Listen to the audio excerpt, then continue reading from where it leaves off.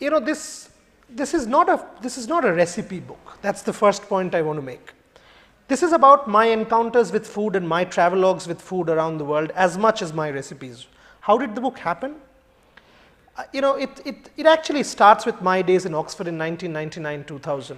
I was a pampered Bengali kid, never stepped into the kitchen, was always given the best of meals by my parents and the domestic help in Calcutta. And then when I went, my theory of British imperialism is simple. With that weather and that food, what else could they do but go out and conquer the world?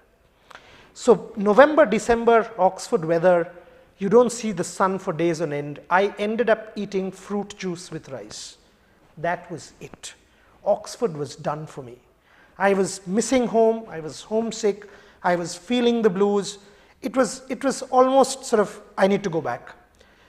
One day after researching at the British Library, I came back to Oxford late into the night and just didn't have anything to eat. I was too tired to go out even and buy the food from the kebab van, which is the student sort of caravan kind of food in Oxford. Called my mother, asked her, you just need to tell me how to make an omelette because I need to survive. She gave me the instructions. I went into the kitchen with my red Prestige non-stick fry pan, broke the egg, set it on the oil, put it into the burner and stood there. And I stood there and stood there and stood there. Almost about 10 to 12 minutes later, nothing happened. I called my mother and started screaming at her saying, what the hell? Nothing's happening. She said, what do you mean nothing's happening? I said, yeah, nothing's happening. The omelette is not getting done. So she was also puzzled, so was I. So she asked me, have you switched the burner on? I hadn't switched the burner on. So that was the end of my first encounter with cooking. I had thrown in the towel, almost given up that I am not good enough. The next day, we met a very senior professor at a seminar. He realized how depressed I was, called me over for dinner, and while talking to me made a chicken dish in some 25 minutes. Now I realized it wasn't rocket science. I realized this can be done. Cooking on the run was born.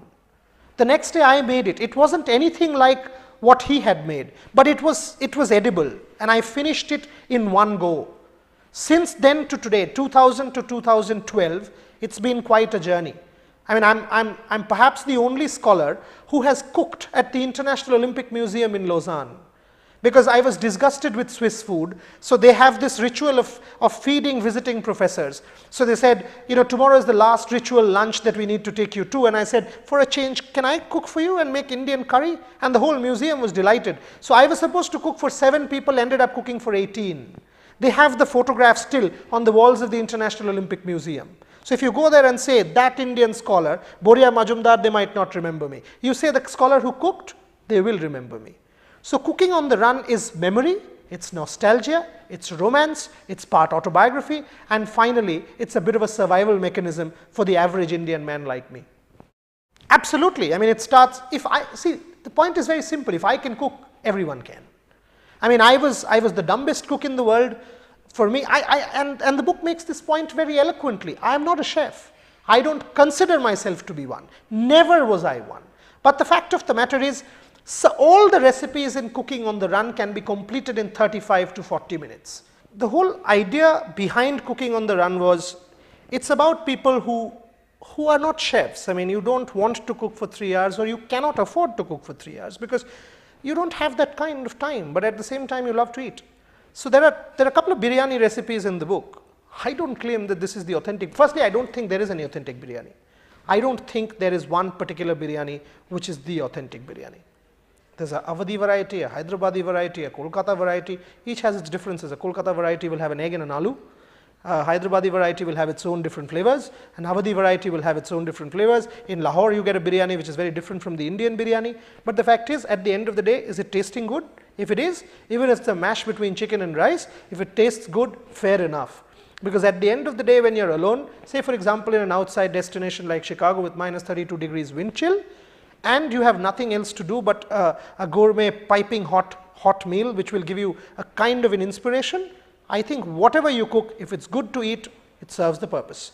That is the whole point behind cooking on the run, that you get to cook some quick fix recipes quickly, which are tasty enough, edible enough, and it's easy to do. If you go and take a look at a conventional cookbook, the problem I had in Oxford was some of the ingredients listed there, half the ingredients listed there, I didn't understand.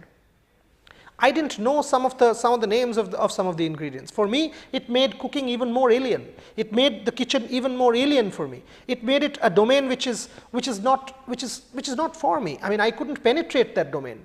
The point about cooking on the run is break down the barrier, because it is a survival mechanism which will allow you to enjoy life that much more. And if you cook well, you will enjoy eating out that much more as well, because then you start to appreciate the food that you get in a hotel or a restaurant, because it's not compulsion.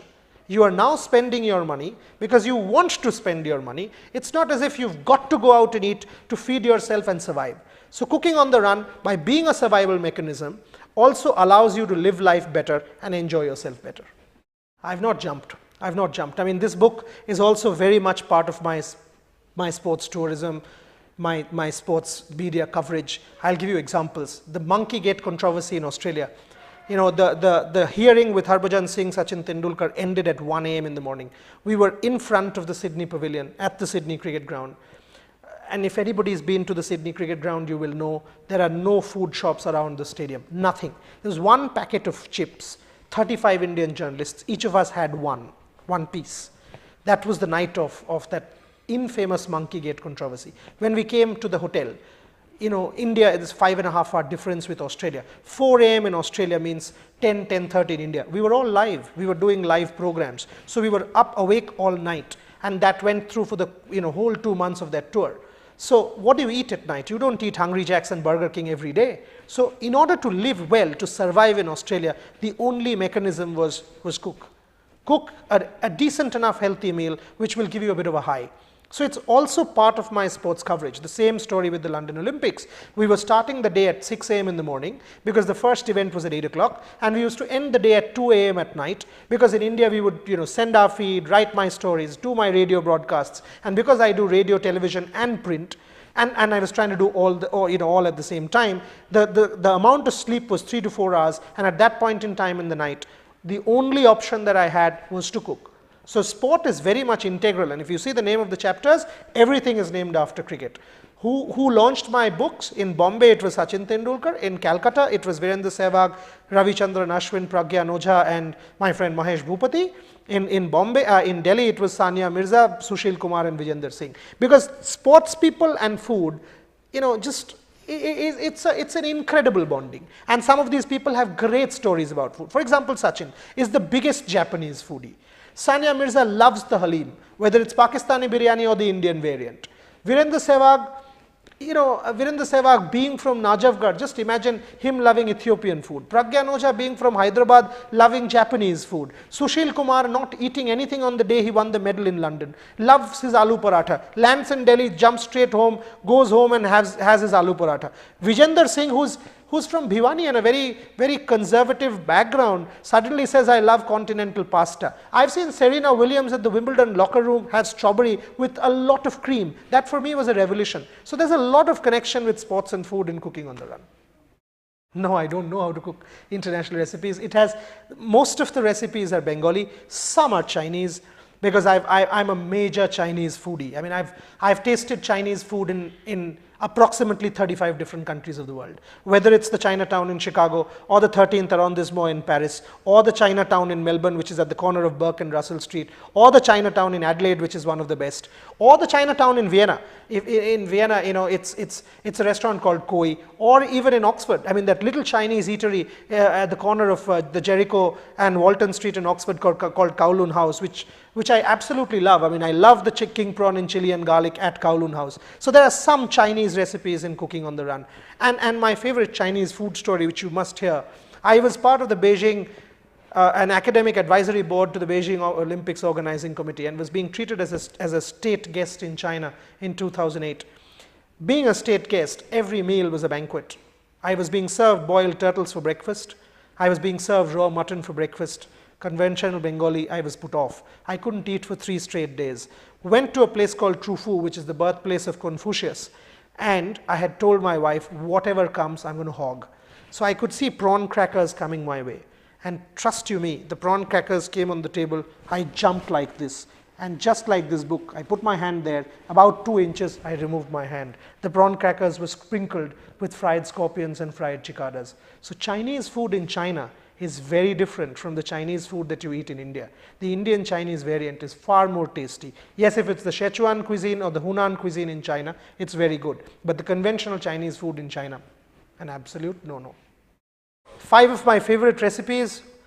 The chicken biryani has to be the one because it's my most cooked recipe in various parts of the world. You know, the prawn, the Malabar prawn that I make is quite decently tasty. The black pepper chicken that I make is very tasty. Among the vegetarian dishes, I can make some very good dal, which I think is a very good start. And finally, one has to, being a Bengali, end with a dessert. So why not the kheer komla? Because you get oranges in every part of the world, you get milk in every part of the world. So you can actually put it together into making an unconventional dessert, which is the kheer komla.